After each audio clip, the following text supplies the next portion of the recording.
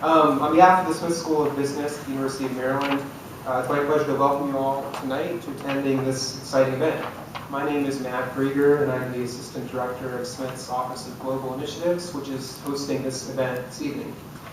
Smith is truly a global business school. Our student body comes from 96 countries. 30% of our 200 faculty come from other countries. We have exchange partnerships with top business schools in Asia, Australia, Europe, and the Middle East. Just this academic year, more than 600 of our students, both undergrad and graduate students, have studied abroad, worked in international internships, have done consulting projects abroad, or other international engagements. As you might know, Maryland has 14 colleges and schools, and of the 14, Smith sends the most number of students abroad each year, something that we're very proud of. Lastly, we also host about 170 incoming international students every year, either short-term programs or semester programs. Since tonight's event is on Southeast Asia, as you know, I just want to highlight that over the last 4 years, Smith has had a variety of international programs, activities, partnerships, events in Indonesia, Malaysia, the Philippines, Singapore, Thailand, and Vietnam. So 6 of the 10 ASEAN countries Smith is involved in some way. But we know that we don't necessarily have to go abroad to learn about the world, although we strongly encourage it, of course. So our office offers a robust set of on-campus programs and events to help provide opportunities to broaden one's education about the world. And tonight's program is part of that ongoing initiative. So tonight's event is the third in a 5-part series we've had this academic year called Challenges to Doing Business in Emerging Markets. The series kicked off last fall with Moises Naim, who many of you know as the former Venezuelan Trade and Industry Minister and Central Bank Governor, and later the editor of Foreign Policy. We've also had the current Chilean Finance Minister here talking about Chile's role in global finance. We also had a tech entrepreneur and investor in the Middle East a couple months ago. We have Catharin tonight, who will be introduced in just a moment. And then we will end the series in a few months, or in April, with one of our own Smith faculty members, Paulo Procno, who will talk about economic and cross-cultural challenges to doing business in Brazil. This 5-part series then culminates on April 25th in the 4th Annual Emerging Markets Forum. This is a flagship event that's hosted by Smith's Center for International Business Education and Research, CYBER. And the Director of CYBER, Kaslaya Prasad, is here tonight. So that event, again, is on April 25th. You all know this because every person in this room who RSVP'd for this event got to save the date this morning for that event. So that is again April 25th. It's in our DC campus at the Reagan Building. The theme for this year is Negotiating History, Culture, and Institutions in Emerging Markets, and we're focused primarily on doing business in the Islamic world. Okay, so our Challenges to Doing Business in Emerging Markets series is attracted a high level number of Smith and external experts. But they all have everyone who we brought has one thing in common, that's policy relevance. And for that reason, so my notes. We've been trying to highlight the business, policy, international affairs nexus of all of these ideas, and for that reason we've asked Dr. Martin Dresner, who chairs Smith's Department of Logistics, Business, and Public Policy Department, to moderate this evening and introduce our speaker. So, come on up, please. Thank you very much, Matt. I'm very pleased to introduce our guest speaker today, Catharin Dalpino. Catharin Dalpino teaches Southeast Asian Security at Johns Hopkins SAIS. Is also the contract chair of the Vietnam course at the State Department's Foreign Service Institute. A Southeast Asia specialist, she has also taught at Georgetown University, George Washington, Simmons College, and Seton Hall University. From 1993 to 1997, she was Deputy Assistant Secretary of State for Democracy in the State Department's Bureau of Democracy, Human Rights and Labor. Ms. Dalpino has also been a Fellow at the Brookings Institution, a Resident Associate at the Carnegie Endowment for International Peace, an Associate at Georgetown University's Institute for the Study of Diplomacy, a Visiting Scholar in Southeast Asian Studies at SAIS, and a non-resident Senior Fellow at the Atlantic Council. From 1983 to 1993, she was a career officer with the Asia Foundation and was the Foundation's representative for Thailand, Laos, and Cambodia. In that capacity, she reopened the Foundation's programs in Laos and Cambodia after a hiatus of 15 years. Ms. Dalpino is the author of 3 books on U.S. foreign policy, is a frequent media commentator on U.S. relations about Southeast Asia, and has testified before Congress on Southeast Asia policy issues for over a decade. She directed 2 projects on U.S. policy in Southeast Asia for the Stanley Foundation and was the principal investigator for the National Bureau of Asia Research Project on the U.S.-Thailand alliance. She is the founding director of the Aspen Institute program on Agent Orange in Vietnam. She is presently completing 2 books, one on U.S. policy in Southeast Asia in the Obama administration, and another on the role of U.S. civil society in normalizing relations with Vietnam. So please join me in welcoming Catharin Dalpino as our speaker tonight.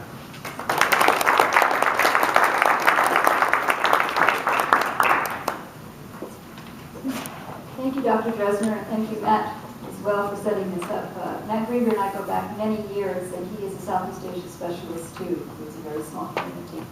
I'm a political wallop, and I see the title was Political and Economic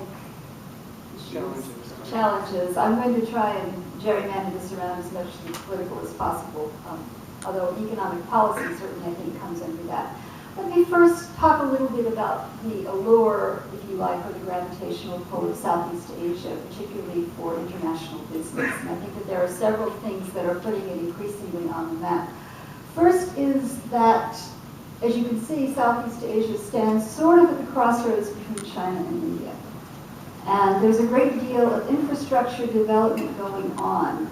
It's called ASEAN connectivity, that is establishing new roads and new rails to connect these 2 regions. Now, I don't have a laser printer, and even if I gesticulated wildly, would not be able to actually get up there. But most of these are going north to south, as you might imagine, and therefore are going to benefit China trade. But they're also going east to west.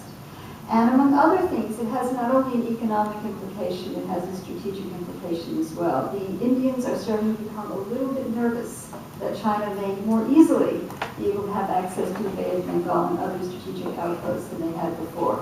And so you'll see that when this ASEAN connectivity really begins to kick in, I think you'll see really profound changes in the region.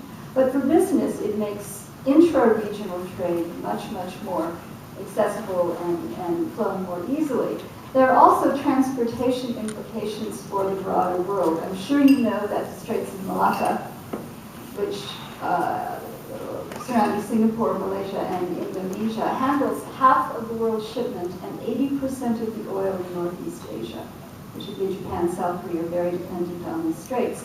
And part of this connectivity is looking for alternatives to the Straits of Malacca that will ensure a bit more safety, particularly as energy competition in the Asia-Pacific region heats up. And there are a couple of schemes.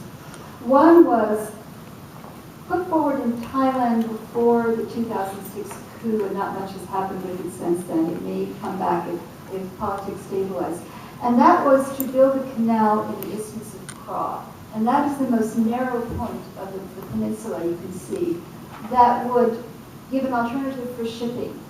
And therefore ships would be able to go pretty much the same route as the Straits of Malacca, but particularly in terms of trade with China and with India, less, obviously, area to cover, but then it is as insurance if something should happen to close the straits, and the straits are very narrow, then you wouldn't have to go all the way around Indonesia, for example, to get to Los Angeles or even to get to Tokyo, saving time and money. This was a very controversial proposal, as you might imagine. For some reason, I can't think why the Singaporeans weren't too happy about it.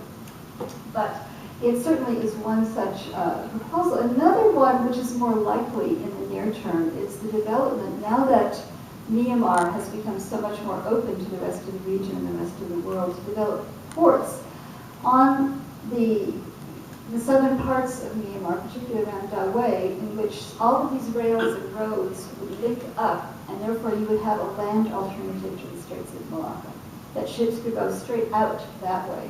And particularly in terms of eastward trade, that would be very important. So the fundamentals over the next couple of decades in terms of increased transportation and trade for Southeast Asia look very, very good. Another draw for the region is that even though there's a lot of economic diversity, as well as political, linguistic, religious, and historic diversity, economic diversity ranges from having Singapore with per capita income rates equal to that of the United States to having some of the poorest countries in the world, and that would be Myanmar, Laos, and Cambodia. But that said, there are places in Southeast Asia where labor costs are still quite low. And that is making it a very attractive alternative to China, particularly as China's labor costs increase. And so you're beginning to see some movement that way as well. Another thing that is increasingly attractive is that Southeast Asia, through the Association of Southeast Asian Nations, ASEAN, is very interested in developing a number of free trade arrangements, first with itself. The ASEAN Economic Community is scheduled to go into operation in 2015. It may or may not make that precise deadline. But it is a large trading bloc in itself and negotiating FTAs with other countries and other groups as well. They already have an FTA with China, which makes it the largest free trade area in the world. They're negotiating one with the European Union. Now, the one with the EU is going to be a much longer and complicated process than negotiating one with Thailand, and the EU is taking it incrementally, going country by country. But think of the implications of having a region like Southeast Asia in a free trade agreement with a region like the European Union. The implications for the United States are quite sobering, because in my opinion, our real competition in areas like Southeast Asia is really the EU rather than China because of our various places on the supply chain. The United States is not as active in terms of formulating free trade agreements. We have one with Singapore, that's our only one in Southeast Asia. We attempted to negotiate FTAs with Thailand and Malaysia about 10 years ago, and they broke down for different reasons, and we've gone beyond that.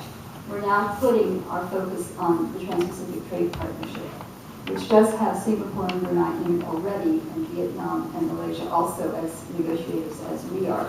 We hope in the next round, after this TPP round is finalized, to bring in Thailand, Indonesia, and the Philippines as well. But that's what we're going to do. So, but we too are looking at FTAs. So it's really, not only would that help us in terms of access, but if you buy into one country, you've bought into all of them in certain ways, and so that's an advantage. A lot of looking at political and economic challenges, because the region is so diverse, has to do with what kind of a business you are. If you're a light manufacturer and you're looking at putting a clothing store in Southeast Asia, a clothing factory, you're going to look at Myanmar or Cambodia, where labor costs are quite low. If you are in the defense industry and you manufacture high-tech equipment, you're going to look at Singapore, Malaysia, Thailand. You would like to look at Vietnam, but Congress is not going to let you at the present time. It's going to be on your screen. Also, one of the things that we're seeing as well is that Southeast Asia, very slowly, is beginning to think seriously about nuclear energy. Vietnam did not have as much of a Fukushima effect as the other countries did. They just barreled right ahead. They have one plant now being built by the Russians, a second contract to go to Japan, and now that the United States and Vietnam have signed the 1-2-3 agreement for civilian nuclear cooperation, Westinghouse and a few other companies are looking to bid on a third contract. Thailand would like to do nuclear energy, but they're having political problems, and they did have a Fukushima effect. Indonesia is considering it, but that too is something that I think is going to be immunizing a lot of business. It does bring me, however, to a point that part of doing business in Southeast Asia and meeting the constraints also involves looking at the U.S. government or other issues on the United States side that do affect our ability to do business. And a lot of these factors, I don't want to make them sound too value-laden. What may be an obstacle today might actually be an aid tomorrow, either to the development of the country or even to the development of business. It really depends on where you are on the trajectory. For example, and I'll talk about this a little bit later, there are a lot of issues surrounding the environment and foreign business. particularly in countries that are in the midst of implementing these large infrastructure projects, dams and roads and ports and things like that. And many American companies find themselves to be disadvantaged, particularly since there are some other countries that bid on these projects that seem to have no worries whatsoever on the environmental side. And yet we're beginning to see, even in places like Myanmar, who's just beginning to open up to the world for international trade, that Western companies or companies that do adhere to environmental standards are more attractive to them in the long term. So an obstacle can turn into advantage, an advantage at certain points in the road. But here are some of the ways that we've seen U.S. policy intersecting, if that's the word, with business and where there could be an impact. For example, Indonesia is having an election in April, and one of the candidates is actually on the U.S. blacklist, or visa blacklist. If this person is elected, there will be some uncomfortable moments until we sort this out that could impact U.S. business. In 2015, Myanmar is going to have an election. At the present time, the opposition leader Aung San Suu Kyi is not eligible to become president through a constitutional provision that forbids Myanmar citizens who have foreign spouses or children from serving as president. There is some suspicion this constitutional clause was crafted specifically for her. But despite pressure from the international community, there has not been a revision of this provision. The U.S. Congress, although it has been encouraged by the reform movement in Myanmar that began in 2010, is beginning to tighten the reins a little bit. And I think it's entirely possible that if the 2015 national elections in Myanmar go forward without her being able at least to contest for the presidency, she will run for the election most likely, but it is a parliamentary system that she would not be able to take the presidency. Then I think you might see a restoration of some of the sanctions. And these have only just been suspended in the past couple of years. We've also seen that Thailand has tended in the past, and I want to choose my words carefully because they're in the midst of another political crisis, to be somewhat coup-prone when political instability alarms the military or when they don't know what else to do to restore stability. We have a clause in our Foreign Assistance Act which says that you cannot give money to a country that whose elected government has been forcibly overthrown. And that would impact our defense industry, for example, as well as some of our assistance programs. When I went into government, the first time we had to invoke the military coup clause was when President Fujimori in Peru led a coup against his own government. And it took us a long time to figure out if that was a coup or not, but frankly. We decided it was, but it's not always straightforward. So really, we have to look both ways when we look at political obstacles in particular. There are really, I think, about 4 categories of challenges on the political side that you would find in doing business with Southeast Asia. The first and the most obvious and the most dramatic, of course, is political instability. Huge Metro Golden Mayor political instability that will bring the country to a standstill, and also perhaps bring down the government.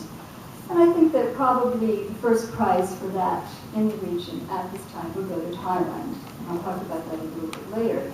But it's not quite as straightforward as you might think, because I'll argue that foreign business thus far isn't as impacted by this as people might assume. And there are reasons why it hasn't been.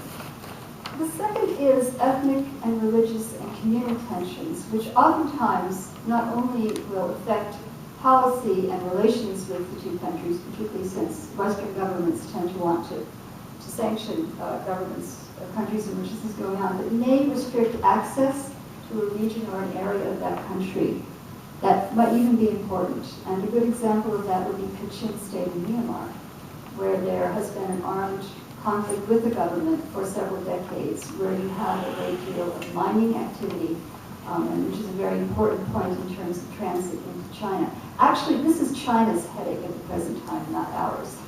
China is is constructing 2 energy pipelines, one for gas and one for oil, that will go up through Myanmar and go into Yunnan province from Kachin State. They are scared to death that the conflict in Kachin State is going to interrupt that, or that pipeline is going to be a target in some way. And it's a very, very complex problem for them.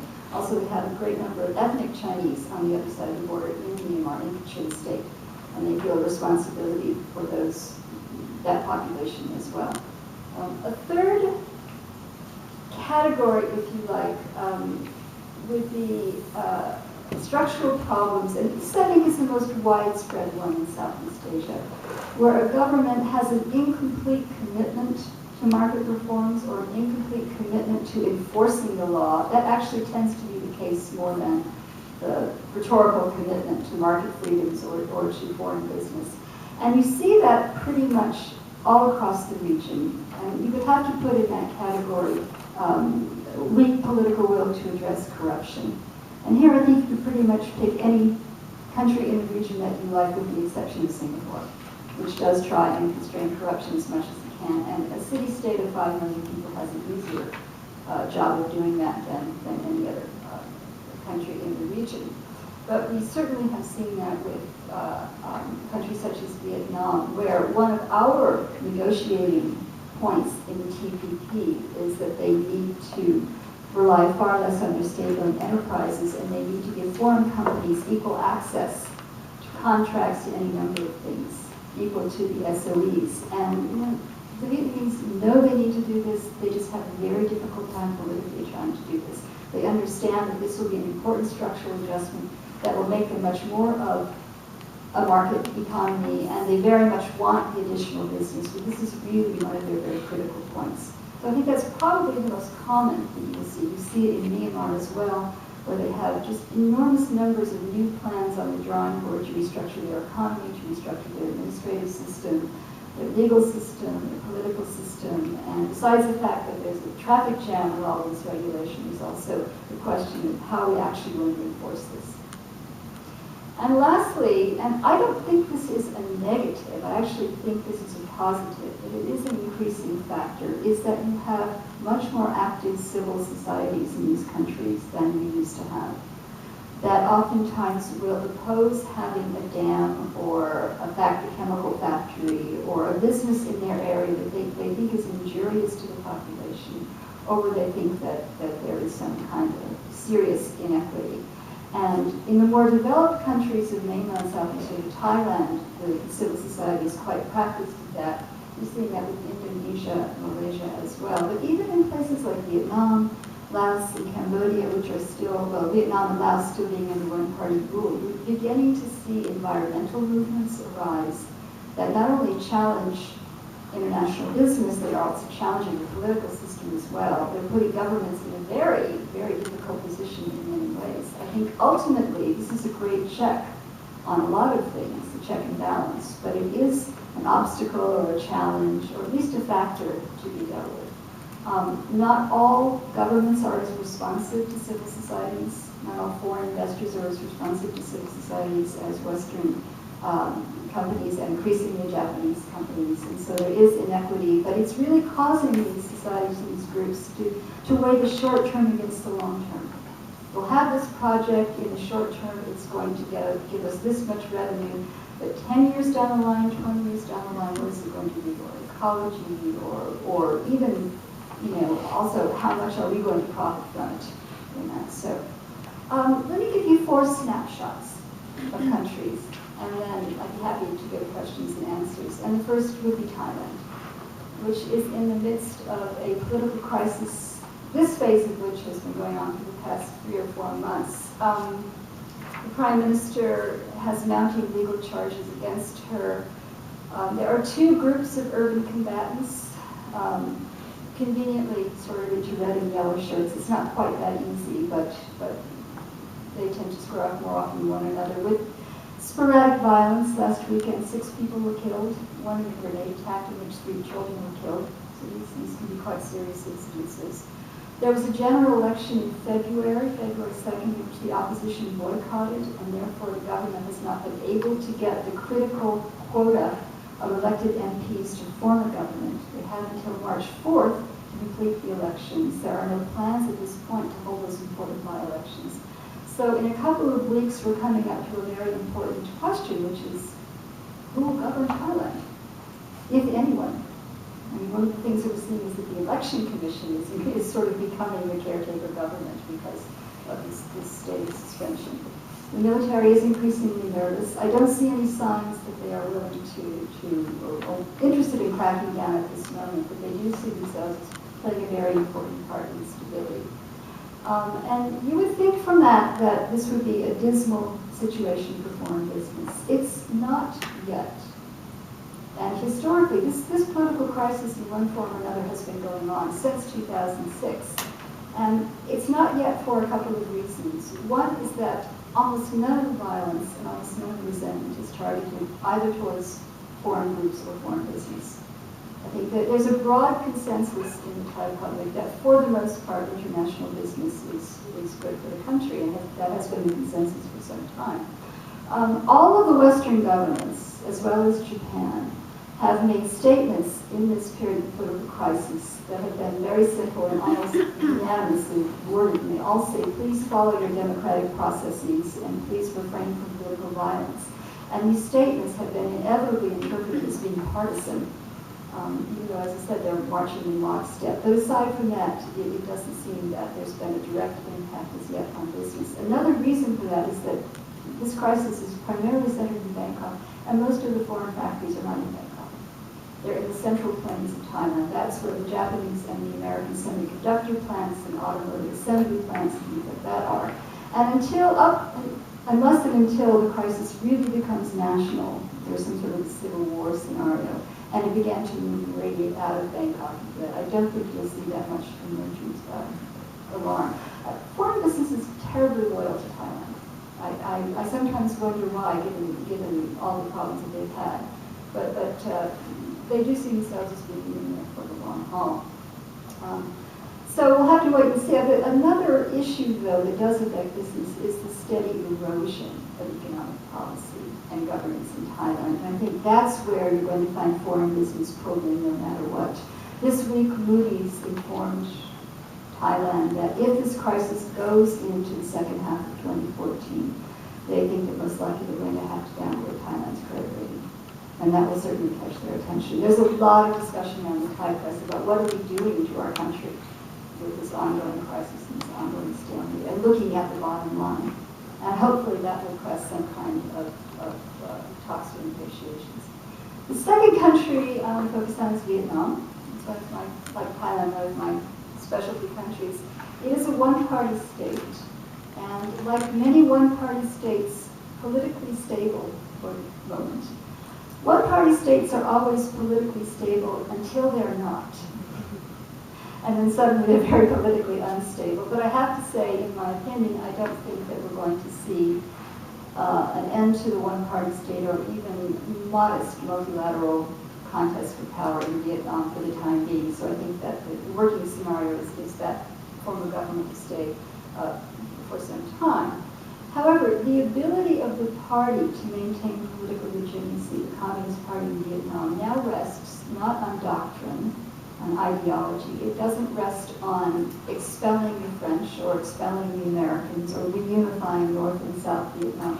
It rests on providing economic development. And that's a tremendous pressure because Vietnam has been in an economic takeoff state for some time, and maintaining that can be very difficult. And you're beginning to see things fray at the edge, as you might see with any economic bubble. Inflation is rising. There's also a growing problem with corruption on many levels. And here you see Vietnam caught between its two systems. Like China, Vietnam determined it could maintain a one-party state that had a market system.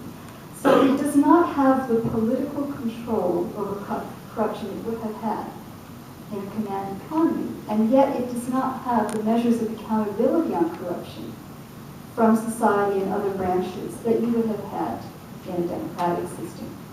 And at what point these two converge or don't converge, or one overshadows the other, will be very interesting. But it is a very delicate balancing act, and Vietnam has really yet to solve that. The third country that I'd like to look at is the ever-popular country of Myanmar.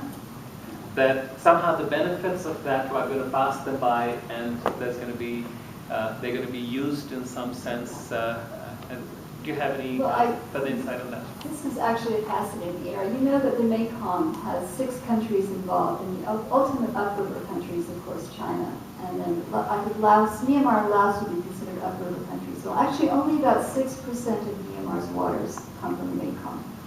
So Myanmar is not really a Mekong player in the same way that the other countries are, even though we're bringing them into all kinds of Mekong things, just as a diplomatic tool, if you like. The really interesting one is Laos, which is an upriver country. It sells a lot of hydroelectricity to Thailand with the dams on the Mekong. The Chinese dams are there and they're not going away. We're already beginning to see the effects on the downriver countries. The downriver countries are, of course, Cambodia and Vietnam. And of course, what happens is that the river has cycles in the season, and it has silt that it brings down to enrich the agricultural fields as well as the water it brings down as well. And we're beginning to see that Chinese dam management is changing some of the cycles in Vietnam and Cambodia. And they're not even sure that they can predict them at this point. But for the present time, the sticking point is Laos, which is a country one of the poorest countries in the world, and desperately wants not to be donor dependent. I mean, like Cambodia, a great part of the Lao national budget comes from foreign donors, from the multinational banks and things like that. And in their view, their only source of real revenue is those hydroelectric dams. Now, they're not going to feel the effects. I mean, their populations will feel the effects of these that are, as they're being built, but they're not going to feel the downriver effects. The downriver effects are Vietnam and Cambodia. Also, I mean, there are dams on the tributaries being considered as well by Cambodia and some other countries too. It's that short-term, long-term. The World Bank does give financial guarantees for these kinds of projects, but it imposes environmental restrictions on them. And when the latest dam was being negotiated, the bank said, we don't think we can give the financial guarantees for this because we have concern about the environment. And China came in and said, that's okay, we'll give the financial guarantees. And so the bank caved in, basically. But the latest dam really alarmed Vietnam. Vietnam used to basically be Laos' only foreign partner after 1975, after the communists took over, until about the late 1980s. And it was losing ground, it lost ground to Thailand in the 1980s and 90s, and it certainly was losing ground to China as well. So there was once an exclusive relationship with Vietnam. It's now a sort of four-part relationship, and my own feeling is that Vietnam is in danger of being pushed out altogether, being one of the top players. Vietnam is not able to exert leverage on Laos not to even work on that dam. So. Vietnam is just, if you look at when the rising seas, particularly the Mekong Delta, meet the ecological impact of what's coming down from Mekong, it could be quite catastrophic for Vietnam. And it's a new area of cooperation in U.S.-Vietnam relations. It's at the top of Hanой's list.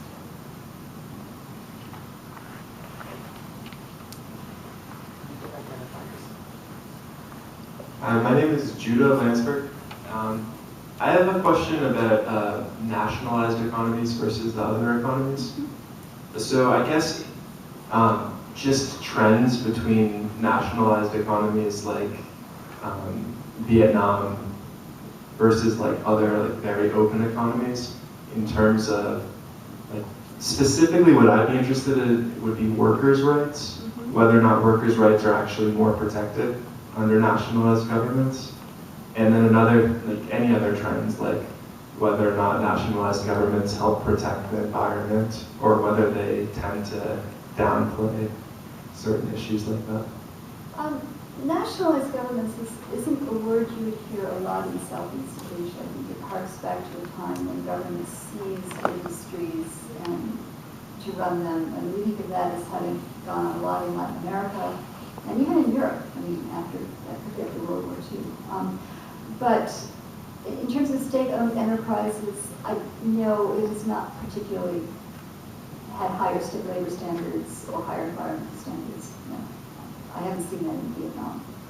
It doesn't mean that those two aren't improving, but it hasn't been. It wasn't certainly not in the era of the command economy. And I think that if you look at a so-called nationalized economy, that's out of Marxist-Lenin's doctrine that the state does direct the economy. There are different kinds of nationalized governments.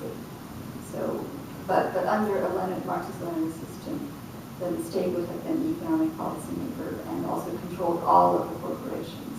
I don't think that labor rights and environmental standards are necessarily at the tops of their lists.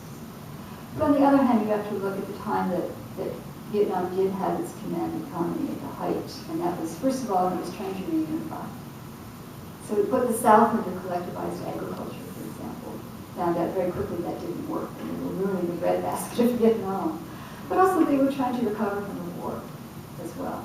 And so those issues just were not in. They are issues now. Which actually leads me to a point, is how do Southeast Asians view American business?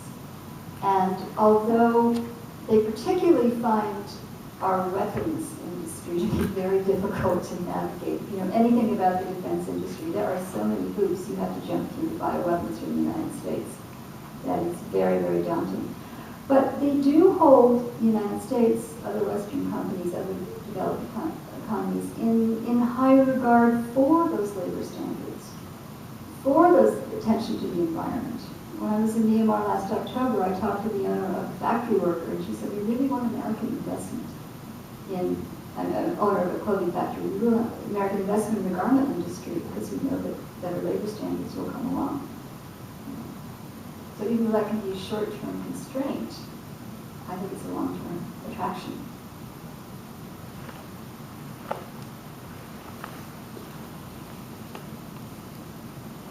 Hi, my name is Nuri. I'm originally from Thailand, part of the Asian country.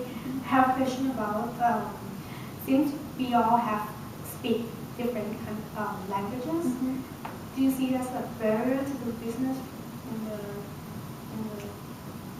in your business perspective or international companies' perspective? Well, it always is, and it's always good to know the local language. Of course, I'm sure you know that the language of ASEAN is English. And that's how the ASEAN countries deal with one another. They need a lingua franca. There's no way that they were going to choose one of those languages over the other. And so they settled on English. I think that English is now the international language of commerce, and you see a lot of enthusiasm for it, particularly in countries like Vietnam. And you see an advantage of having English language. We saw that with the Philippines, which for the Philippines is having an interesting economic takeoff. We'd almost written the Philippines off because it was always out of cycle with other countries. It never had the kind of takeoff that we saw with Northeast Asia, with South Korea and Taiwan, or with Thailand and Singapore and Malaysia. It's having one now. But the very fact that English is spoken more often in the Philippines because of their history with the United States has given them certain advantages. And also in Burma, we're seeing as well, in Myanmar, that English background also is. But yes, I mean, local language is always important. Why don't we just take two more questions together? It's almost out of time, so we'll just pass it along. Answer. Hi, my name is Catharin. I'm wondering, I have India and their FDI issues on my mind, and I'm wondering, are the political and economic barriers for retail in the ASEAN countries the same as those for manufacturing, which you were speaking about earlier? But I'm not sure I understand what you mean by the retail. You mean selling to Southeast Asian Right. countries? Yeah, I mean, the barriers, the export to that is largely a function of negotiations between two governments and also within the FTAs as well. But just in terms of societal, it depends on a number of things. And one of the things, of course, it depends on our income levels in the country. And it also depends on the kinds of manufacturers as well.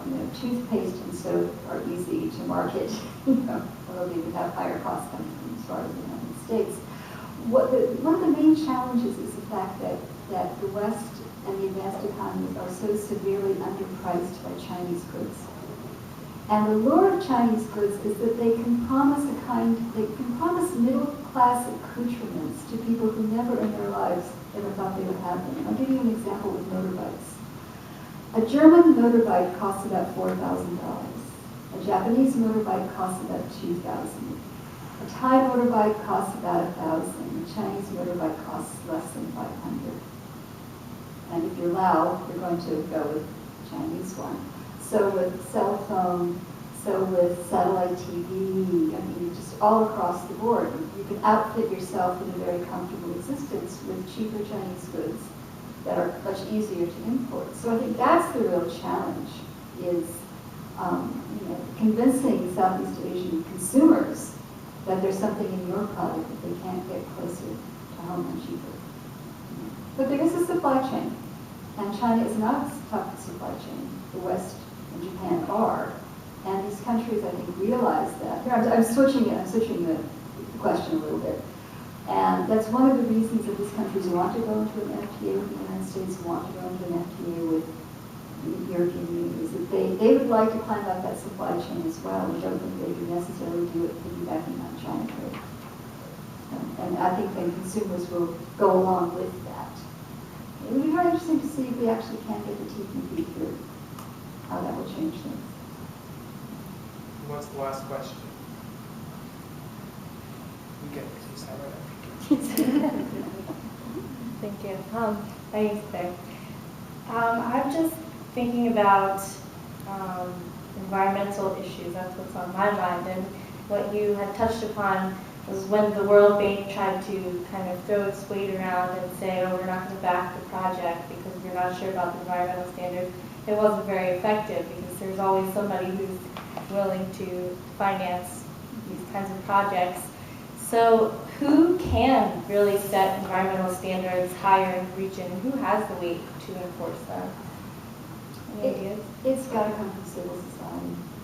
And one of the things that's interesting in the Mekong region is that Thai civil society has advocated for the poorer Mekong countries as well, because they're much freer to do so, and help to, midwife, if you like, environmental movements in other countries. The exception, however, would be the Mekong, would be the obvious ecological impact of these dams and things like that. I think that governments are taking a much closer look at this, because it is going to have longer-term consequences. I'll give you an example. In Myanmar, they had very fierce protests against a Chinese copper mine last year, and with a rather brutal crackdown in which they were actually bombing people from the air. It's never a good thing to do, cracking down on a protest. And Parliament investigated the protests, and Aung San Suu Kyi was head of the review committee for that. And they basically said, yes, well, the copper mine maybe isn't so great, and the government shouldn't have cracked down on the protesters, but we should let it go forward because we don't want to ruin our trade relationship with China. However, they did feel they could ruin their relationship with China, in quotation marks, over the Murchison Dam, which they felt would have a real environmental impact. So the extent to which governments are going to jump into the fray, I think, has to do with broader and longer-term consequences. For more localized issues, it's going to have to be a local population. And it's just looking at Myanmar, it's amazing how quickly these sorts of protests have sprung up.